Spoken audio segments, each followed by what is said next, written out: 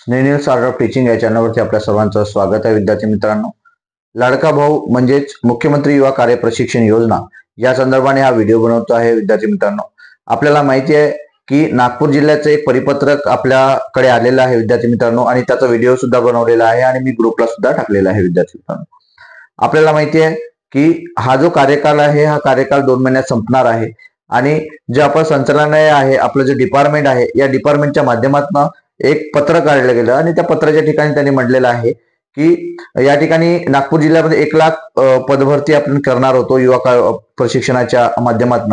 तर ही जी प्रशिक्षणाची जी कालावधी आहे, हा जो कालावधी हा संपलेला आहे आणि या ठिकाणी प्रत्येक डिपार्टमेंटमध्ये 200 लाडका भाऊ या ठिकाणी नियुक्ती करायची आहे.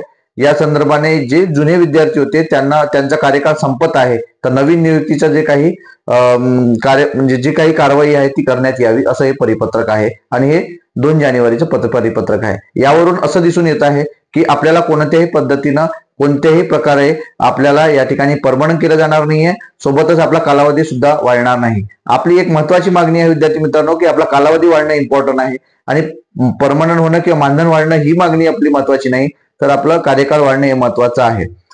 मग याच याने आपण कायमस्वरूपी आपण म्हटलेलं आहे, काही ठिकाणी आपण विद्यार्थ्यांनी जे काही आमदार असतील, आपले मंत्री असतील, त्या सर्वांना आपण निवेदन देण्याचं काम केलेलं आहे. आपल्या माध्यमातून आपण निवेदन दिलेले आहेत, आपण लढा उभारलेले आहोत. काही विद्यार्थी गाफील आहेत, काही विद्यार्थी झोपेल असतील, परंतु विद्यार्थी मित्रांनो आपल्याला माहिती आहे की आपण जेव्हापर्यंत जागे होणार नाही, तेव्हापर्यंत समोर येणार नाही, तेव्हापर्यंत आपल्याला न्याय मिळणार नाही.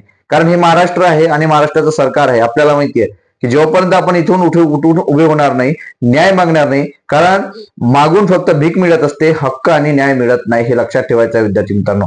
त्याकरिता जे आपलं मुंबईचं आझाद मैदान आहे, या आझाद मैदानावर 16 तारखेला म्हणजे 16 जानेवारीला आंदोलन जे स्वरूप आहे ते आंदोलन आपण त्या ठिकाणी उभारणार आहोत. आणि त्याकरिता विद्यार्थी मित्रांनो, संपूर्ण महाराष्ट्रातील जे काही 1,10,000 जे विद्यार्थी आहेत युवा कार्य प्रशिक्षणाच्या माध्यमातून जे जॉईन झालेले आहेत, वेगवेगळ्या विभागामध्ये तुम्ही काम करत आहात, मग शिक्षण विभाग असो, आरोग्य विभाग असो, ग्रामपंचायत असो, इतर पंचायत समिती असो, इतर कोणत्याही समितीमध्ये किंवा इतर ठिकाणी जर तुम्ही काम करत असाल आणि तुमचे 4 महिने 2 महिन्यापासूनही तुम्हाला पेमेंट मिळालेले नाही आहे विद्यार्थी मित्रांनो, असे काही विद्यार्थी आहेत की ज्यांना 4 महिने झाले तरी पगार नाही आहेत.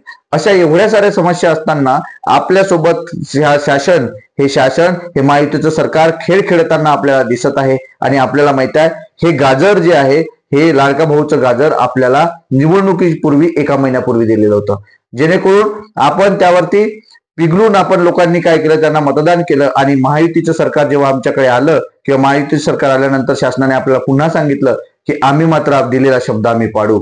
उपमुख्यमंत्री साहेब बोलले की दिलेला शब्द आम्ही पाडू. नंतर खात्याचे मंत्री बोलले मंगलप्रभात लोढा की आम्ही 50% आम्ही या ठिकाणी पदस्थापना देणार आहोत. आणि उपमुख्यमंत्री तेव्हाचे आणि आताचे मुख्यमंत्री देवेंद्र फडणवीस यांनी सुद्धा बोललं की आम्ही या ठिकाणी विद्यार्थ्यांना आम्ही कायम करू. परंतु कोणीच हे शब्द पाळत नाही. मग हे कोणी शब्द हे पाळत नाही, तर मग यांच्यासाठी आपल्याला काय करावं लागेल, तर आपल्याला पेटून उठावं लागले, आपल्याला न्याय मागण्यासाठी आपल्याला लढावं लागेल.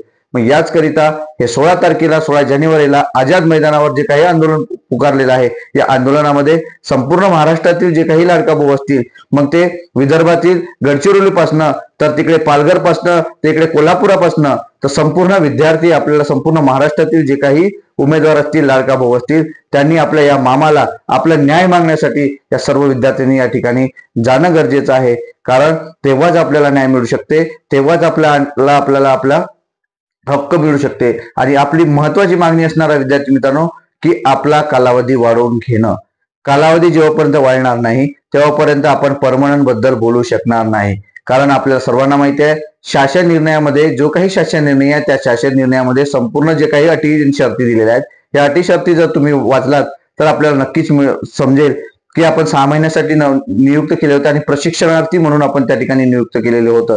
या ठिकाणी तुम्हाला कोणत्याही प्रकारचं त्यावरती दावा ठोकता येणार नाही. याकरिता विद्यार्थी मित्रांनो सांगू इच्छितो की आपली जी मागणी असणार आहे ती मागणी म्हणजे फक्त पहिली मागणी असणार आहे आपली की आपला कालावधी वाढणं.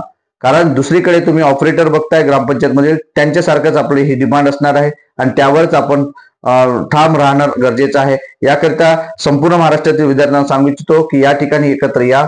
एकत्र आल्याशिवाय आपल्याला न्याय मिळणार नाही म्हणजे नाही. याकरिता अभी नाही तो कभी नाही, आता तरी एकत्र येणं गरजेचं आहे. संपूर्ण विद्यार्थ्यांपर्यंत हा व्हिडिओ पोहोचला पाहिजे. सर्व तुमच्या जे काही लाडका भाऊचे जे ग्रुप असतील, प्रत्येक तालुक्यातले जिल्ह्याचे ग्रुप असतील त्यापर्यंत शेअर करा, जेणेकरून आपल्या विद्यार्थी गाफील न राहता त्यांनी ते घेण्याचा प्रयत्न करेल आणि ते येतील विद्यार्थी मित्रांनो, तेव्हाच आपल्याला न्याय मिळेल, अन्यथा न्याय मिळणार नाही. याकरिता हा जो व्हिडिओ बनवला होता, ह्या व्हिडिओला आपण कमेंट द्या की आपलं यावरती काय मत आहे. व्हिडिओला आवडला असल्यास लाईक करा आणि आपल्या संपूर्ण विद्यार्थ्यांना शेअर करा आणि अशाच अपडेट करिता माझ्या या चॅनलला सबस्क्राईब करा. धन्यवाद.